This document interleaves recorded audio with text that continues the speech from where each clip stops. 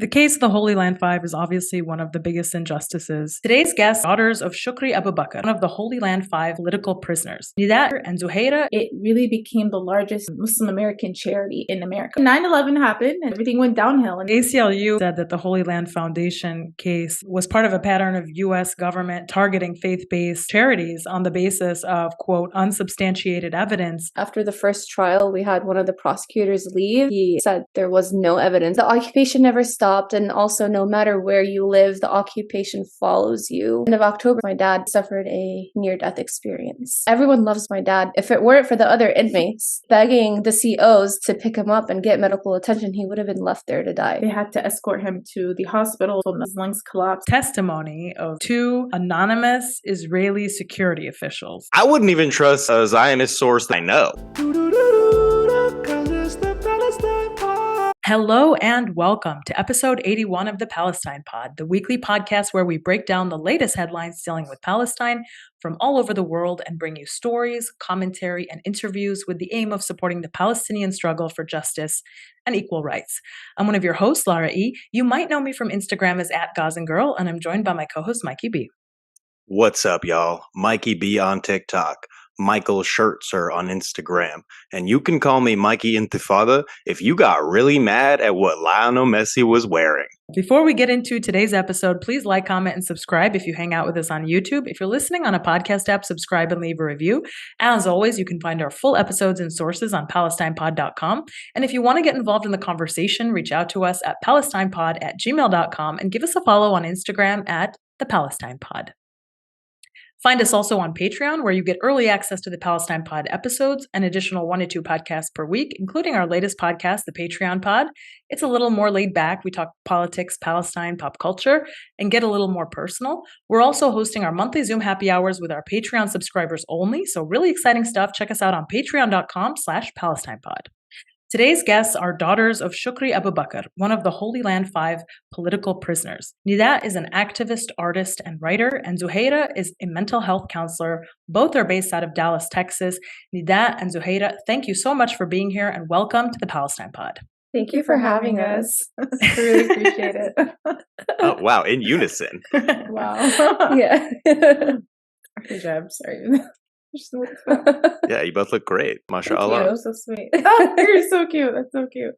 So, Nida, Zaira, your father's case has been in the hearts and minds of Palestinians for many, many years now. But recently we saw a resurgence of the case of the Holy Land Five in the news in the last couple of months, and a strong campaign brought forward by advocacy groups to get your father and the rest of the Holy Land Five released. Can you talk a little bit about this recent campaign and what the situation is like for your father and the rest of the political prisoners right now? So basically, the whole Free the Holy Land 5 movement has been going on ever since the whole case started. But I recently revived it after this incident that happened with my dad the end of October, because he is in one of the worst prisons in the US. The end of October, he suffered a near-death experience. So, I mean, we just had enough of it and we don't want this to happen again. So that's when I just decided to speak up on Instagram, and I reached out to different organizations like Within Our Lifetime, the Coalition for Civil Freedoms, PYM. They have been amazing, and they helped set up this whole online campaign. And if anyone else wants to learn more about this, they can go on Within Our Lifetime on their website, and they have everything you need to know about the case, the resources, who you can reach out to if you want to help. And it's just a one-stop shop for everything. And thanks to people like you guys, we are getting more attention and spreading more awareness for this injustice that's going on. Yeah, you mentioned that your father is being held in one of the worst prisons in the U.S., USP Beaumont. It's a high-security prison in Texas where deadly fights break out often. Earlier this year, multiple inmates were killed as a result of fighting, not to mention the health risks that he's obviously facing with COVID and other viruses. And you mentioned that your father had a recent near-death experience. Could you tell us a little bit more about that and what happened? You can go ahead. He spoke to you. So fights are always breaking out in the prison that he's in, and I think a couple years ago, he had a very similar experience where a fight broke out. And so what the guards usually do to kind of, like a quick fix, I guess you could say, is that they spray like I don't know what it's even called. It's like a mace slash pepper spray. It's tear gas. Extremely, It's tear gas. yeah. I mean, I didn't really want to say tear gas, but I guess it is some kind of tear gas. It's extremely strong. And so a couple years ago, he kind of got caught up in the middle of it because the fights always break out when they're like on break or during lunch or whatever. And so this time something very similar happened. I mean, it's just so chaotic. It's like worse than what you see in movies, and people are like stabbing and people are dying. And so they sprayed it again. But this time my dad's reaction was extremely bad and he went unconscious. And he even told us, like, when I heard his voice, it just sounded like he could barely breathe. And I was like, are you like sick? Like, what's wrong? And he was just like, I literally saw your sister. I saw my dad. Like, I saw all my like dead loved ones. So I just, that's like a sign that you're dead when you see like dead loved ones or whatever. And so he's like, I really thought, I know that I was dead for a while. They had to escort him to the hospital there, and they told him that like his lungs collapsed, and they don't think it'll ever handle it again because this is the second time it's happened. And obviously you have to account for his age, right? Like he's in his, what is he, like 60, 65, 64, 65. Yeah. And so like, it's just not a place for somebody who's an elderly, especially someone like him, who's not like, a lot of these guys are younger, they're physically fit, and they're just in a fight or flight all the time. Like they don't think, like, they're just, a lot of them are in there for life. It's high security, so they don't really care what happens to even themselves. So he's kind of like the bystander. He's literally going to always be in the wrong place at the wrong time, if that makes sense. And so that's kind of what happened this time. And mind you, like, they're all wearing the tan jumpsuits. So the COs, the guards, they're not gonna be able to tell who is who. They're just gonna want to protect themselves. And if they see a man dead lying on the floor, they're not gonna go help him. But if it weren't for the other inmates, because everyone loves my dad there, if it weren't for the other inmates literally begging the COs to pick him up and get medical attention, he would have been left there to die. The case of the Holy Land 5 is obviously one of the biggest injustices. If you're talking to any Palestinian-American and you bring up this case, not only does everyone know who the Holy Land 5 are, everyone knows the Holy Land Foundation because we all used to donate to it during Ramadan. We used to give our zakat to the Holy Land Foundation. I remember being really young and my parents always giving to the Holy Land Foundation, every single year. It was a huge part of being Palestinian-American, growing up in, the mid to late 90s and early 2000s. Let's just be very clear for the people who are maybe hearing about this case right now and don't have any background. Can you tell us what the Holy Land Foundation was? What were they doing? And what was your father's role in setting up this foundation? Yeah, of course. So it kind of started with my sister, Allah Yarhamha, who passed away years ago. She was diagnosed with cystic fibrosis and thalassemia in the early 80s, right when the first intifada was happening. So parents are extremely young parents and, trying to figure out what they could do for their daughter. And they were just so astonished and amused by all the amazing medical, advances that this country had and how they treated, especially children's hospitals, were just so, they still are beyond amazing. And he said, this is what he told us, is that he was watching the news at the time about how the intifada broke out while my sister was in the hospital bed. And he was like, I want to do that for the less fortunate. Like, at least here, there's just so many more resources. Over there, these innocent kids are caught up in a war zone and, their parents are dying and they're dying and they don't even have like the simplest access to like humanitarian needs. And so that's kind of how the HLF was born, because of my sister Sanabil. And so he, started and found a group of friends that wanted, shared the same passion. And so that's kind of how it all kind of was conceived and was born. And then it really became the largest Muslim-American charity in America, which was huge, huge, huge, huge. They were really ahead of their game for a Muslim charity, an American Muslim charity. A lot of people, I think, get caught up with it being just about Palestine, but it really wasn't. They were doing things worldwide, internationally, even nationally. We had a lot of food banks here.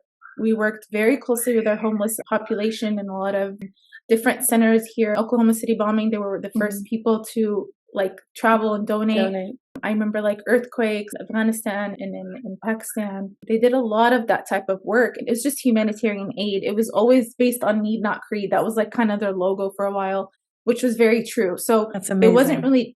it wasn't just about Palestine. I feel so many people like, oh, it was a Muslim thing or it was an Arab thing, but it wasn't, because mind you, my dad he's not even full Palestinian. Mhm. He's half Palestinian. So it's not that like it was only about that, right? And also his mom and half of his family was of Christian, like they were Christian. So his focus wasn't just to help those of a certain type and of certain religion, a certain race or ethnicity. It was, again, based on need, not creed. And so that's what he worked so passionately about. I mean, they were really ahead of their game. They had like billboards, even on buses and stuff like that. No social media. This was before social media. No social media. Yeah, no and they social had media. newsletters. And they've even had like celebrities reach out to them wanting to like those like we had like what are they called? infomercials. Yeah, We had like I think like a bowl-a-thon. We had like a bunch of like yeah. basketball and NFL players that came. So they were like, when I think about it, like for a Muslim charity, they were really, really, really out of their games, doing big things. And I think that's one of the reasons why it was intimidating. Like there's big Muslim American charities doing big things with big people. And again, it wasn't just about Muslim Arabs or Palestinians. They were doing things nationally, internationally. Yeah, I mean, like they had an office in Brazil for a while too, because that's where half of my dad's family is based, in Brazil. So like he really didn't just focus on like Arabs and Muslims. No, he focused on everyone, because I mean he is a lover of humanity. Like he wanted to help restore humanity itself. Yeah, you said he was half Brazilian and half Palestinian? Half Italian, but him and his mother were born in Brazil. Yeah, Okay, he was half born Italian. in Brazil. They all came to Brazil during the war, and so then they were born and also raised there, refugees. yeah. So The Zionists heard half Palestinian and they were like, still too much. I know. I told my dad, I was like, you were either screwed either way. Like you're either going to be like in jail because of being a Palestinian, or maybe the mafia. Like I don't know at this point. Like they're going to tie you in something. 9/11 happened, and then post 9/11 hysteria, and it's just everything went downhill, and they were the scapegoats. And it was exactly 2 months after September 11th when the HLF was shut down by Israeli orders, by the way. Sharon himself came and spoke to Bush and was like, we got to get these guys, shut them down. Yeah, it was so personal. Yeah. Yes. The ACLU has previously said that the Holy Land Foundation case was part of a pattern of U.S. government targeting faith-based charities on the basis of, quote, unsubstantiated evidence and without even basic due process protections. Other civil rights organizations have been advocating for this, for your father, for the Holy Land Five, because of this disproportionate targeting of them and other Muslim charities. It's really, Michael and I, we started doing the research to prepare for this episode, and he was telling me just before we got on, when you look at the evidence, there was no evidence. Literally none. I'm going to read to you all from like prepared remarks for the Attorney General, John Ashcroft, on the indictment. Okay, first off, John Ashcroft is a guy who lost his Senate re-election campaign to a dead man. Okay, people involved in politics know that it's extremely hard to lose a Senate race, especially re-election, right? But the people of Missouri were like, we have more faith in a literal corpse. Anyways, so from his statements on the indictment, I found quite a few things. In the indictment, the defendants targeted specifically for financial aid families related to well-known Hamas terrorists killed or jailed by the Israelis. In this manner, the defendants effectively rewarded past and encouraged future suicide bombings and terrorist activities on behalf of Hamas. Miko Peled, in his book Injustice, The Story of the Holy Land Foundation 5, says the defense demonstrated clearly that of the list of orphans, none of their fathers were involved in what could be described as terrorism. Furthermore, out of roughly 200 suicide bombers that operated in Palestine at the time, none had children. In fact, the Holy Land Foundation sent money to children of men that Hamas had assassinated for collaborating with Israel. Okay, further from Ashcroft's remarks, this prosecution would have been more difficult, if not impossible, were it not for the tools provided by the USA Patriot Act.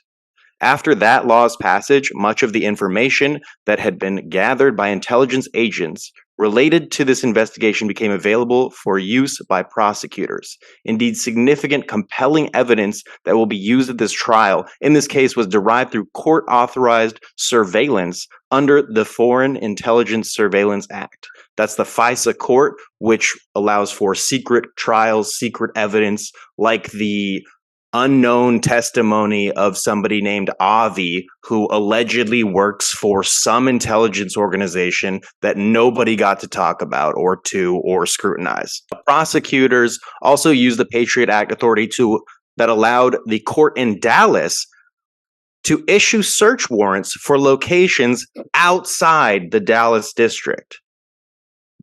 That alone, these are like the prepared remarks from the guy who's like explaining it all with a bow. And even in his speech, he's like, it was out of our jurisdiction, and basically we had no evidence. We had to do it in secret court.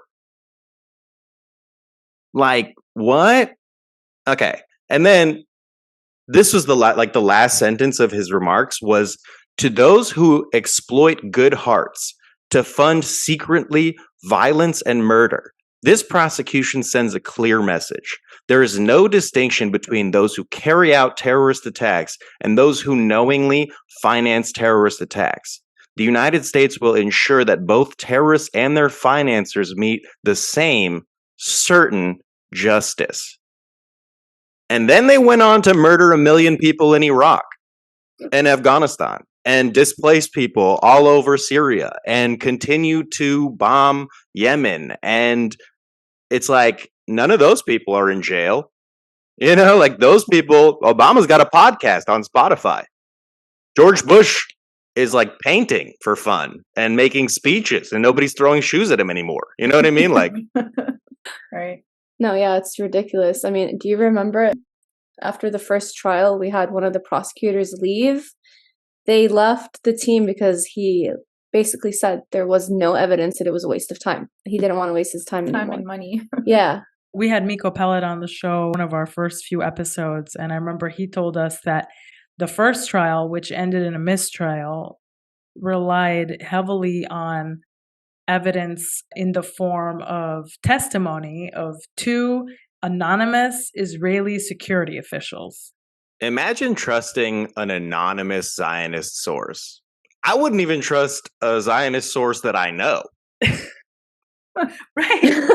You can't trust the ones you know. They had a face and a name, and they were there, and they're like, hi, I'm a Zionist. This is what I'm saying. I'd be like, I don't believe you. You know what I mean? What?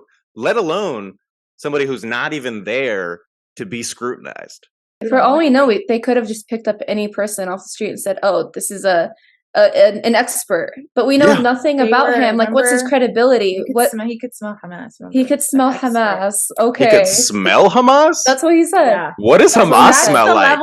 That's the level of expertise. Okay, guys? Like, come on. I would guess garlic and onions if I had to, but I don't know. Hearing that, and we were just like laughing. Like, we're like, what is it? What? Yeah, also we did spend a good time laughing at a lot of what they had to say. And I think that's where a lot of our shock came from, because I was like, there's no way anyone would fall for this. It's one of the more flimsily written legal documents that I've ever seen. And I'm not even like a legal expert. You know, like I'm just a Jew who knows the law a little bit.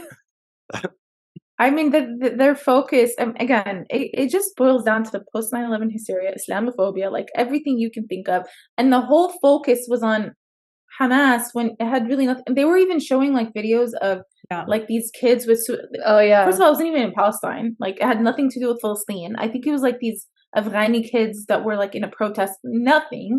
But obviously jurors are not going to be asking like, oh, what's that? And it's like, oh, these men, and then it's just like, it was a huge scare tactic. So what they do is basically they get people that know nothing about the Middle East, nothing about current affairs, nothing, and then they fill their heads with these images and brainwash them so that once they hear the word Shukri, Hamas, terrorists, they're going to tie it all together, and they're just going to have this really ugly picture of my dad. And a lot of it was obviously guilty by association. We always say this till this day, that they were guilty till proven innocent. It's not innocent till proven. Everything in the name of this judicial system and our legal system was such a betrayal. And like you said earlier, you were talking about how like this happened in this country. Like we were born and raised here. I'm an American. I feel betrayed. And even when they start to focus on the whole zakat thing, this US aid was giving they The were same. working with the same zakat committees. So The same. The only difference is that these were Palestinians helping Palestinians. The case was propped up on the basis of the testimony of two individuals from the apartheid government that occupies Palestine, and they never made themselves known and obviously have a clear conflict of interest in the outcome. So how can you even challenge that evidence? Or what is the weight of that evidence? Is that evidence credible? These are questions that I think are really need to be grappled with. And then the first trial ends in a mistrial, and then there's the second trial, right? And the second trial, they're able to secure the conviction. The judge who presided the second criminal trial, he permitted documents that had been excluded as hearsay in the first trial. Those documents had been taken from the PA headquarters by the occupation, right? So the occupation is now handing documents over to the United States. Again, no conflict of interest here, right? Can we even guarantee what's in those documents? Do we know that they were not tampered? Do we know that they were not invented? There's no way to know, right? But you're getting them from the occupation, who has every interest in making sure that Palestinians do not succeed, do not thrive anywhere in the world. Those documents were written anonymously and contained hearsay evidence, which is generally not allowed in US courts. It's against the rules of evidence to submit hearsay or to rely on it as a judge. It was just a blank document that said "fuck them all."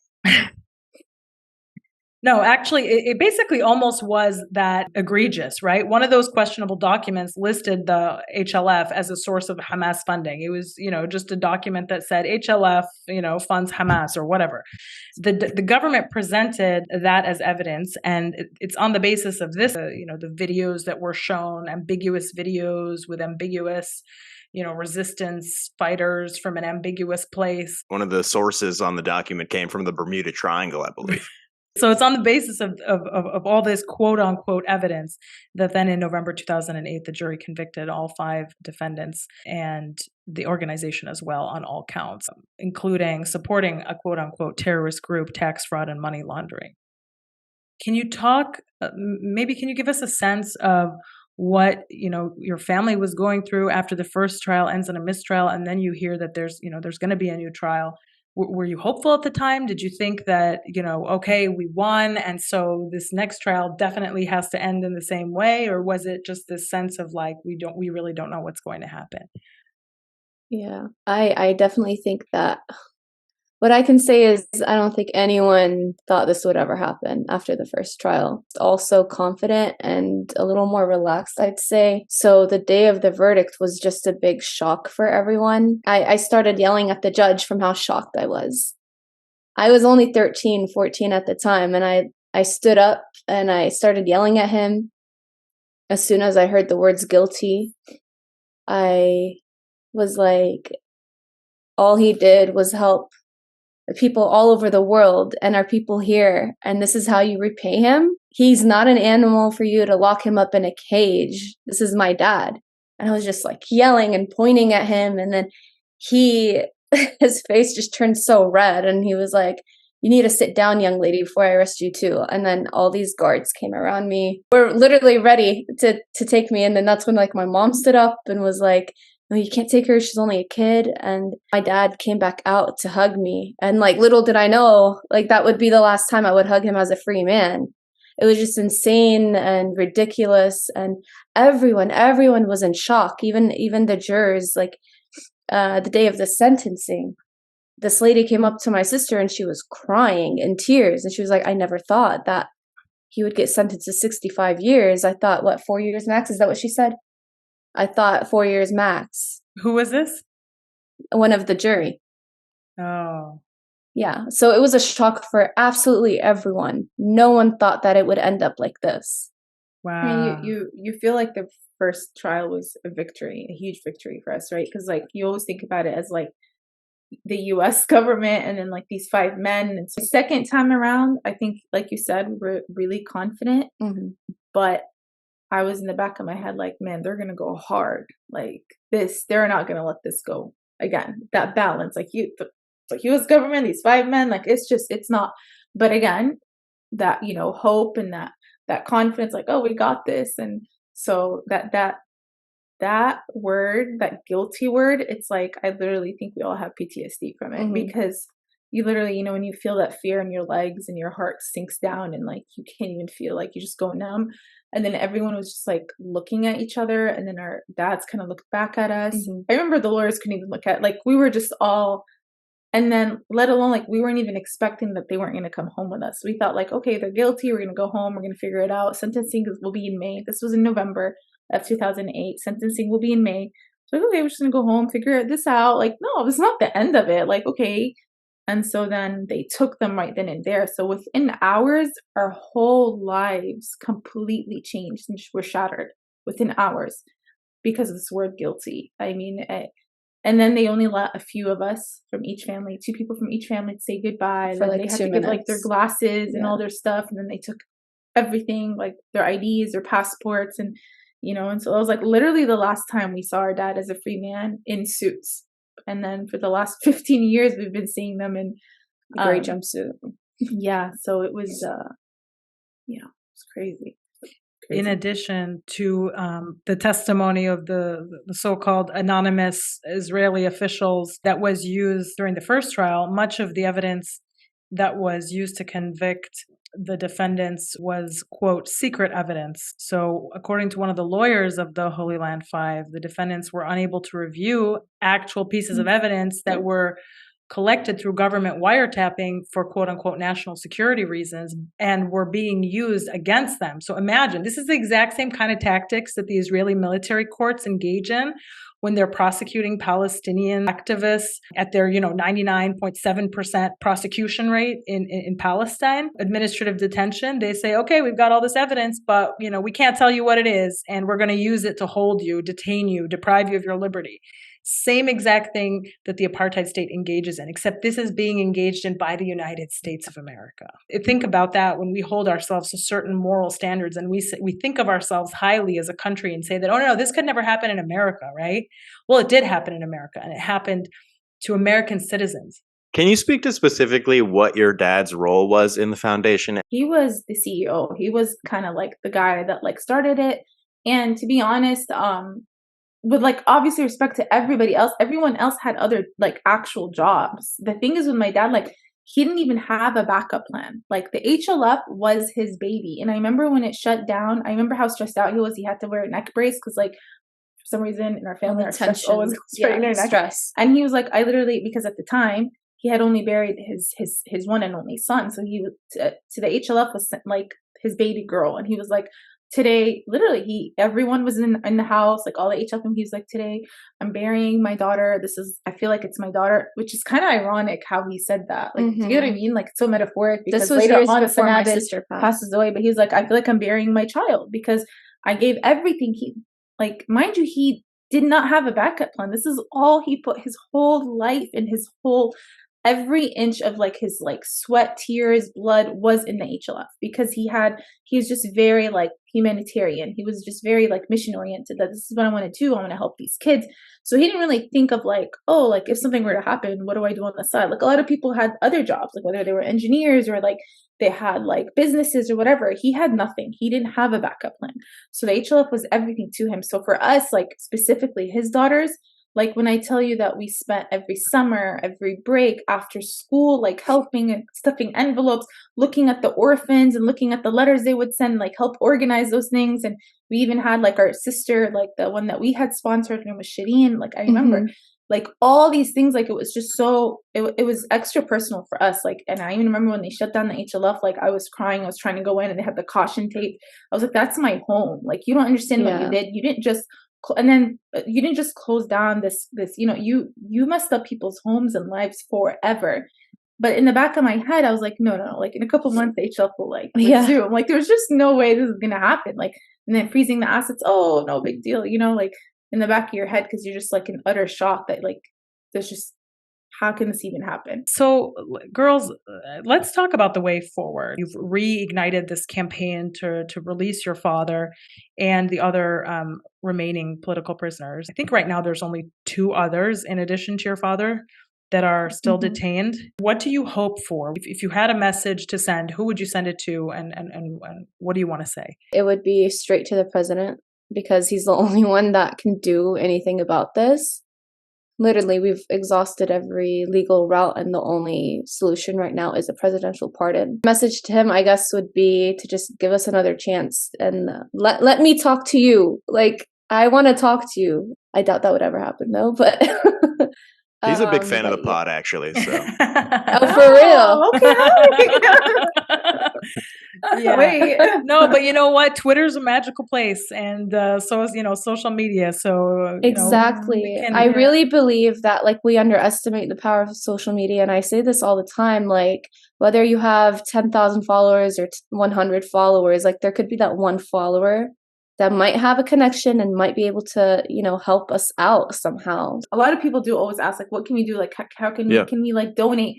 But I mean, I think at this point, like you said, we've exhausted every legal avenue. That right now it's more about uniting and spreading awareness, and also helping share that awareness, right? Because it's beyond us. It's beyond even money at this point. I mean, money always helps, but there's nothing that we can really do with that right now. And it's you just don't know who might share that post that might make a huge, effort or an impact. There are people we've reached out, have you done this? Have you reached out to this person? We've reached out to almost everybody you could think of, every organization you would think would be interested in. Again, this is not the place. Well, maybe it is the place, but I'm not going to say her name drop or say da. But there is a lot of disappointment because there's so many people that could literally just, I swear, if you just share the story, so many people are going to see it. But I mean, I don't know. I have kind of lost hope in a lot of communities, and it doesn't come out of any there's nowhere that comes out of a place of resentment or hatred or anger. I'm just kind of confused, especially when certain people are, wearing their Palestinian thobe and talking about how they're proud to be American Palestinians. I feel you. All this and advocate for every other movement going. And then when it comes to the HLF, it's silent. I'm talking about the ones that are American Palestinian, whether they're influencers or activists or politicians, who are constantly speaking about it. But then you want to talk about every issue and every other movement, which I'm all for, because I'm going to be honest, this is really the time. We've never seen social media. We've never seen unity like this. And then Palestine, for finally in the past year, has kind of, it's the thing now. Let's talk about Palestine. And it's the cool thing. And maybe for now it's a fad. I don't know. But at least truth is coming out finally. So if anytime, this is really the time for all of us to unite, join forces, and fight for humanity. Because humanity is not just about a race or an ethnicity or a religion. Humanitarian is about basically giving people their basic humanitarian needs and wants in life. So if you're sitting here and advocating specifically about being an American Palestinian, how proud you are, and you have a thobe and you eat makluba and knafa, and is it shnafa or knafa? But then you can't even talk about the HLF5. They're actual Palestinian Americans. It doesn't get closer.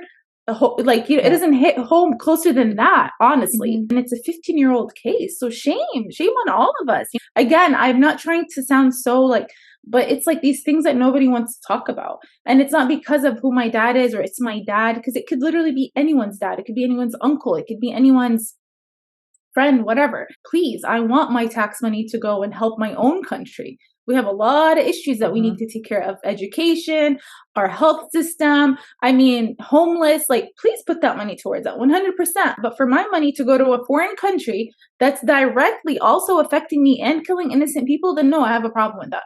And then you want to talk about it, but then you don't want to bring up these 5 men? That astonishes me all the time. They're afraid of the H word. And they don't want to associate themselves about it. They don't want to associate themselves to look like they're supporting people who support Hamas, if that makes sense. But in reality, they're just falling into exactly the same trap of the bad evidence and the stereotyping and the racist tropes that were used against your father and the other political prisoners in the Holy Land 5 to carry out this unjust conviction, right? So when you as an American Palestinian or Palestinian-American or whatever are afraid to go there and to talk about that because of this false connection that was created between, your father, the organization, and Hamas, it's like being Palestinian-American, but then not wanting to show up for all of what that means. And that, unfortunately, I think is a result of the heaviness and the weight of all of this, campaign, this propaganda that's against us, and that, makes us sort of ashamed to be Palestinian, or, oh no, I'm Palestinian, but I believe in nonviolence, or whatever they want us to say. They want us to be this perfect victim, or they want us to be this, just so we can basically be totally erased, right? No, honestly, I'm listening to you, Zaira. I'm listening to you, and I'm just like, I couldn't agree more. Like, we need to show up for the Holy Land 5 as Palestinian Americans, as American Palestinians. Like, they are us, we are them. I mean, we are the ones that live in this country. We grew up in this country feeling this pressure and guilt and awareness of, benefiting from the freedoms of being American and the safety of getting to live here, but then also realizing that for many of us, we didn't choose it because we're the daughters and sons of refugees, and also having ties to family back home who are, living under the weight of this heavy military occupation, this siege, this apartheid that is being funded with our own tax dollars. So then there's this complex, like, mental, just heaviness that exists in all of that. It's a lot to deal with. And honestly, I can't imagine what you girls and what your family has been through, these last 14 years. And I can't commend you enough for keeping your father's case alive and reminding us, keeping us aware, keeping us educated about it, and raising this awareness. And we'll do everything we can to continue to spread the message. Like I said, one of our first episodes, we went and we talked to Miko about it, and we talked about the Holy Land 5, and we bring this case up a lot. And anything we can do to support it, we're obviously indebted to you and happy to support in any way that we can. But we have to support because you're here, and these are the freedoms that we believe that we have, right? We believe we have this freedom of association. We believe we have this freedom of religion. We believe we have this, freedom to organize and all this stuff. And the Holy Land 5 case showed that actually, no, we don't have any of those rights when you're Palestinian, when you're American. We need to fight, and we need to stand up and defend those rights, because if we don't do it for ourselves, nobody else is going to.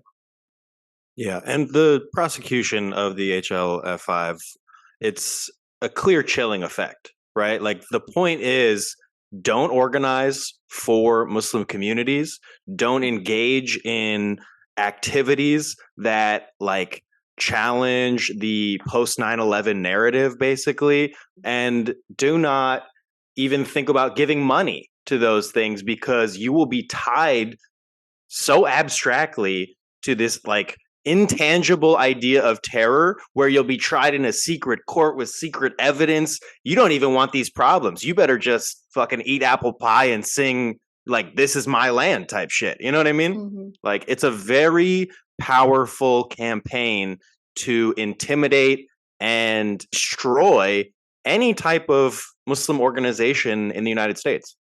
And that's exactly what it did and what happened. I mean, Yeah.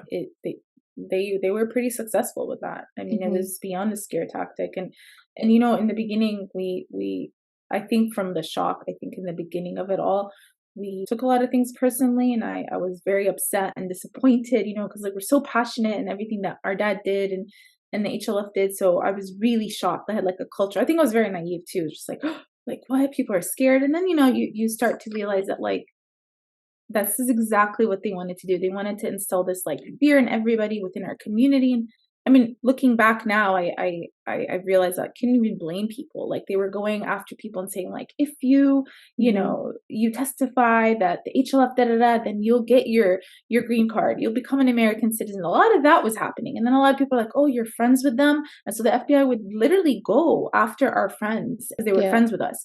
So when people started to kind of keep their distance, we didn't understand. And then we realize it. And it's like, honestly, I can't be upset with them. I can't, like, it was literally this fear tactic that they installed in everybody in different ways. So maybe some of us were dealing with loved ones that were in prison, and some were worried that they'll never be able to like get their, citizenship, or threats of going to jail if they didn't testify or lie. There was a lot of that happening in the community. And I know that it still like haunts a lot of people. I think a lot of people were still affected to have any ties with us or the HLF or just even like our family.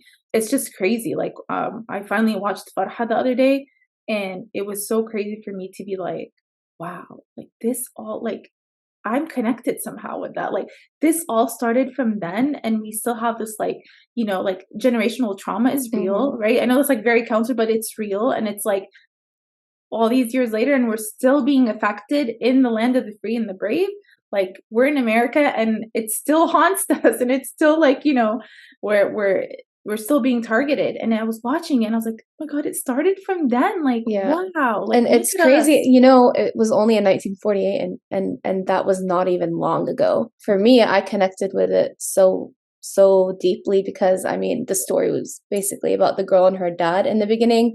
So I couldn't stop. I couldn't stop crying. Within the first 30 minutes, I stopped the movie and I just started falling in tears because I was like, okay, that was 1948. And here I am in 2022. And it's like sort of the same thing. I don't want to give any spoilers to whoever like didn't watch it, but like the girl was getting separated from her father, and I'm separated from my father now.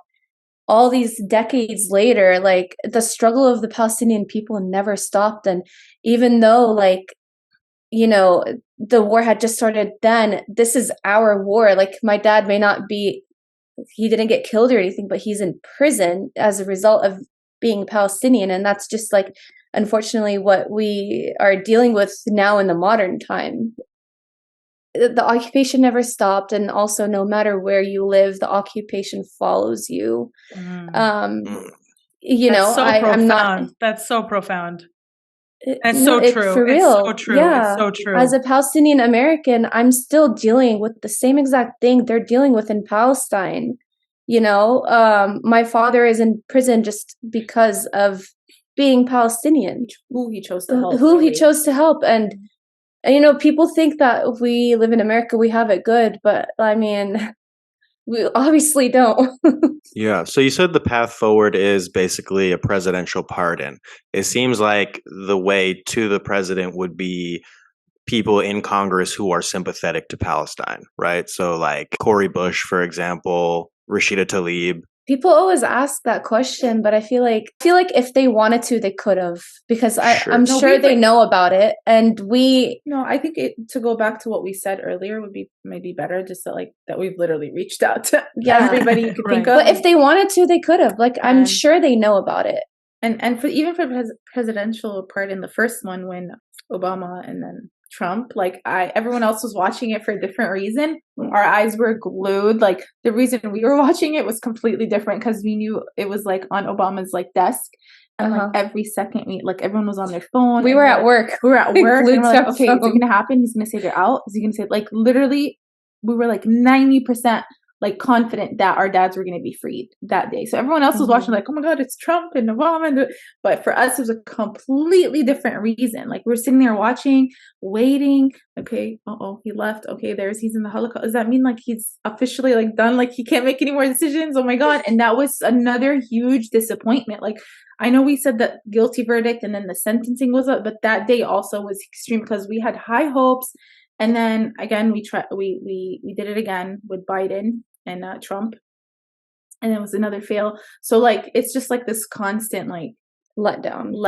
Yeah. And I'm all for like, and I've said this so many times, I've been pushing for this for the past 10 years, that like, we need to go after social media. We need to go, like, honestly, if it's Kim Kardashian that's going to get my dad out, I was just thinking about Kim. I swear. Like, listen, like, I'm all, whatever you need, like, I'm all for that. Like, I think at this point, that's, if you even see our like HLF Instagram, if you see like all the people we've shared things, it's like every celebrity, every organization, everyone was like, dude, what about this story? I'm like, I promise you. And it's like, you said it perfectly. Like, they know, and we've reached out. So it's come to a point where it's like, we don't want to keep pushing. Their hands are tied, which whatever. And, it's too political. So we keep hearing it's too political, but you talk about everything else that's beyond political. But that's the whole point, right? We don't need your help if it's not political. If it wasn't political, we wouldn't be here to begin with. Yeah. You know, Yeah, it's so- because it's political that you need this type of grand gesture, and you need this type of, person who's willing to take a little bit of heat and to defend the choice to make this case a priority and to try to get this case in front of the people who can make a change. And even in the past, I would say 8 years, we've always we changed our focus a lot. My goal is for the average Joe to care. If the average Joe watches a minute clip of something about the HLF and he ends up caring, then that's my goal. I want it to be I need to put all that other stuff on the side, the political, whatever. It's at the end of the day, we're not going to be the first minority to be accused of something that we never did. I mean, every minority that came to the States, I mean, the Italian, when you went into Boston, With Saco and Vanzetti. they were convicted of a murder, and they never, every minority, look at the Native Americans. I mean, they're classic. Hispanics, Latino, our Black community, we're not going to be the first or the last, even though you're going to say it's 2022 and we're still going through all this. But at the end of the day, it's there's such a huge, there's just so much more that we can do, and we're just not doing it. And so, yeah, you just mentioned Saco Vanzetti. Mm-hmm.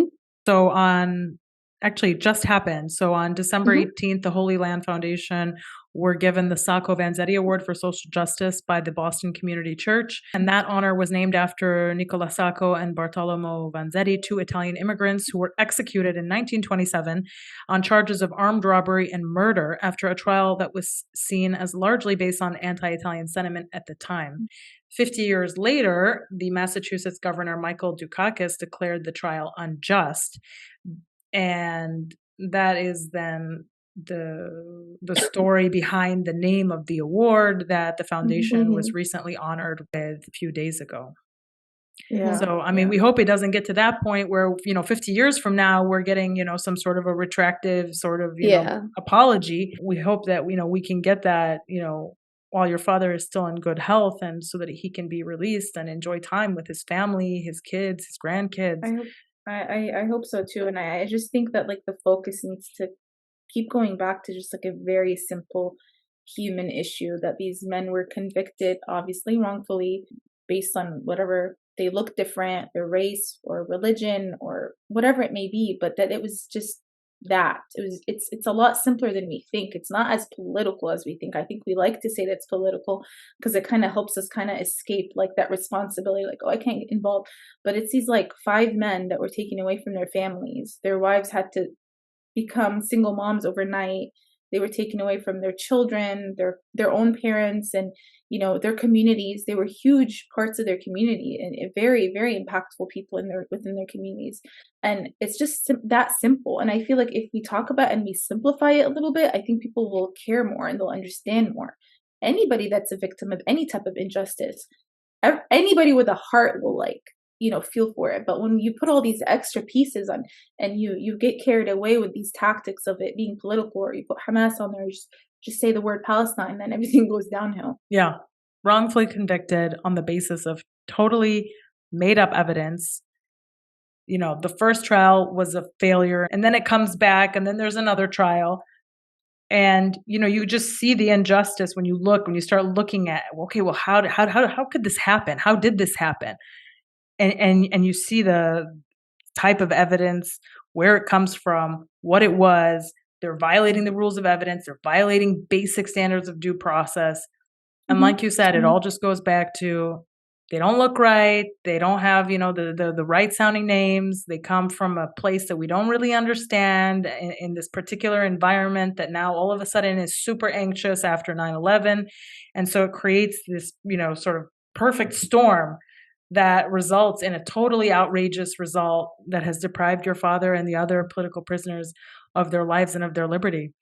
Absolutely. And then they went after a charity, even right. that. And then that's the other thing, is that not only are they wrongfully convicted, but then you didn't just pick up a random person, off the street with an Arabic sounding name to wrongly convict them. You picked a person who was literally engaged in God's work, literally doing good deeds, helping people in need, serving people in the US and abroad, sick children, paying for medical care, providing humanitarian assistance. That, I think, is I know. Yeah, And I think that's that's what we need to focus on a lot, and then we forget. And I remember my dad, this whole thing about like books not bombs, smiles not like this whole like, you know, this whole thing, like just it's as simple as that. We had it on t-shirts. What was it? Books not bombs, bread not bullet, bread not not bullets. bullets, Like life not basically death. like their focus was they were trying to get off even the desperate kids off the streets. They were building libraries and schools, and they were giving them like backpacks. They were trying to do all these different things, and yet you went after a charity, an American charity. So it's not even about Palestine or Muslims anymore. Like even as Americans, like you went after a charity. Like I that think was like they were a just basic. threatened of how fast they were growing. Obviously, they don't want Palestinians getting the resources that they were getting through the HLF, which is why they shut it down. And what gets me is that, like, by shutting down the Holy Land Foundation, not only did you like ruin our lives, but you also ruined the lives of so many orphans in all over the world. They stopped getting money to help them live. They stopped getting medical assistance. They stopped getting all of that. So they had to probably figure out like something else, And I like don't a know, backup. I don't know why I'm blanking out, but the driver, the one that was actually convicted, got out after like a couple years. And you're sitting here saying this is like post 9/11, and it's because of 9/11 you want scapegoats. Like, oh, we saved the world. We got these like 5 Palestinian-Americans. First of all, what does Palestine have to do with any, at the end of the day, with ISIS or Al-Qaeda or whatever you want to name the group that you want to name? Nothing. Like, okay, go after them. Go get them. Do whatever you want to do. What do they have to do with it? Like, it's not even like they're not even from the same area in the Middle East. Like, so. AIPAC, the Zionist lobby, probably also saw the charity as a competitor, right? Absolutely. Because they, you know, they have significant influence. They have the ear of nearly every single politician. And so they didn't want somebody who had similar funding, similar organization, similar infrastructure, but for the cause of Muslims to be able to have access in the halls of Congress. And by going after your father and the other members, going after the assets, freezing everything, taking everything, and destroying the charity, they essentially like solidified their position as like the dominant influence in Capitol Hill. Yeah, I totally agree. I mean, they were just, it was just a big threat to them. Usually I have more jokes, but this is kind of sad. We actually, honestly, you know what's funny? Every time we talk about this stuff, we end up laughing because I guess just it's just been a whole like it's been our whole life, and one way of coping is like by just making light of the stuff, even though it's not. But we make light of it, and then like our dad is always the one that's so positive, and he's the comedian in our family. He always makes us laugh about this stuff, so it's okay. Make all the jokes you want. Yeah, do you guys get to see him? We were actually, Zakaria, my son, was supposed to see him on Tuesday.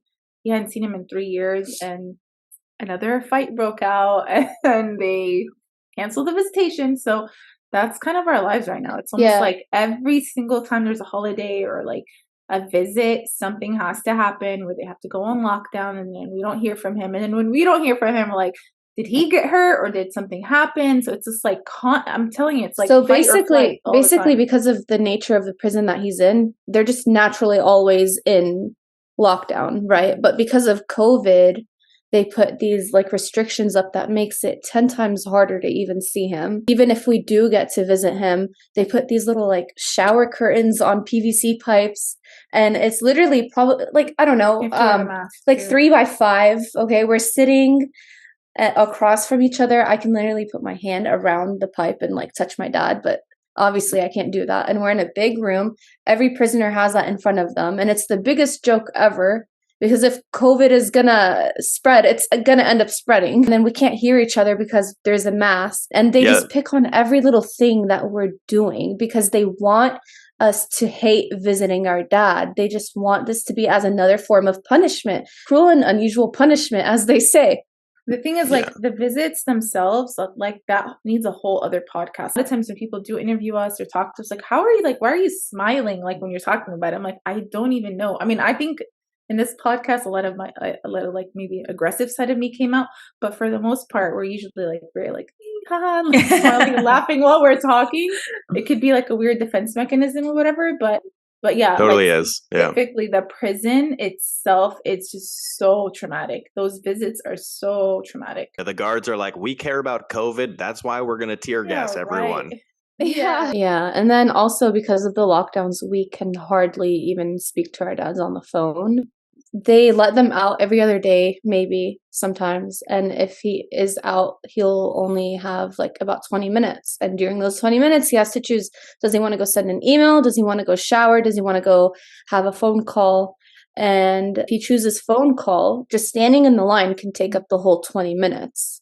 Because usually it'll take an hour. But because they've been letting like cell by cell out, like group by group, it takes up most of his time. So he'll call, say, hi, how are you? Everything great? Okay, good. I gotta go. Bye. And then before he can even say bye, it'll hang up.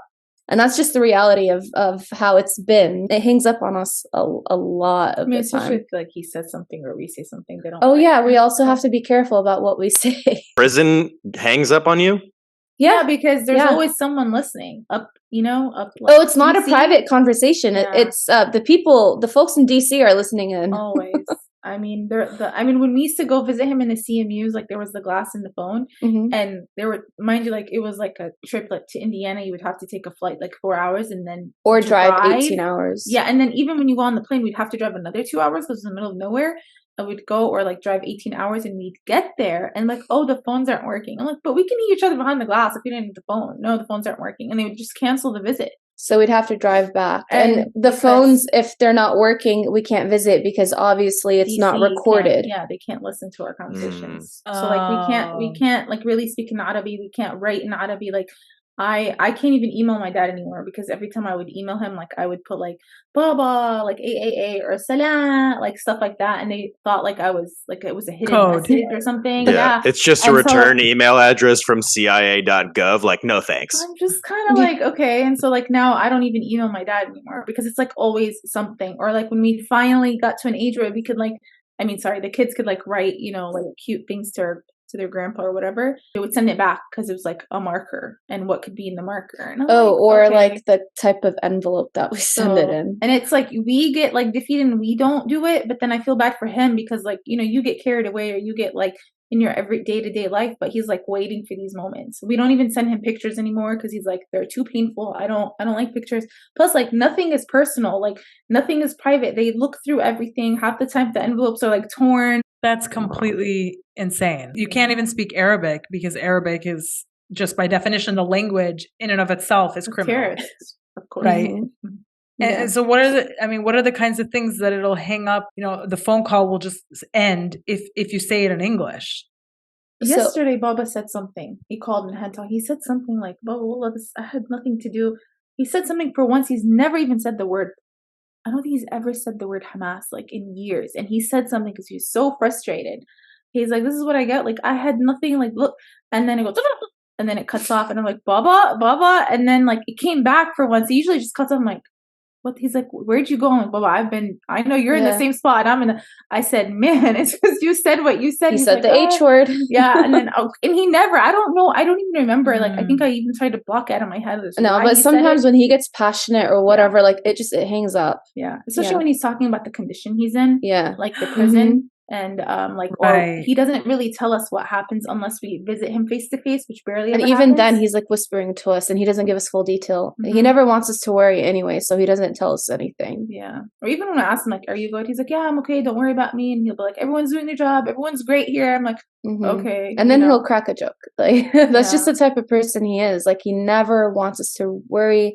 Even throughout the whole trial when he lived at home with us, he never ever showed us the severity of everything. He always tried to like stay positive. And but lately, like the past, we just found out that like they've been giving him a super hard time. So I think that's also why they like with the phones and everything. I don't know what triggered or what happened to be even extra with him, but they've been giving him really a hard time. Like they'll come and they'll like mess up his room upside down and ask him like, tell us what's going on out in the outside world. And like they're always asking him. He's like, I don't know. You tell me. Like, is there something gonna happen? Like, because he's like, you know more than me. I mean, and the questions are asking him, and then they bring us up, and like those tactics, like stuff you watch in movies. Like I'm not gonna repeat it, but it's like worse than you can imagine. Like, they'll bring our names up specifically and mention things about us and our lives, and you know, like, well, what, like, you know, this and your daughter this, and we know this, and you know, or tell us. I'm sure, you know, he's like, I don't talk to anyone, and when I do, you guys hear my conversations. Like, I've been in this cell for like 15 years.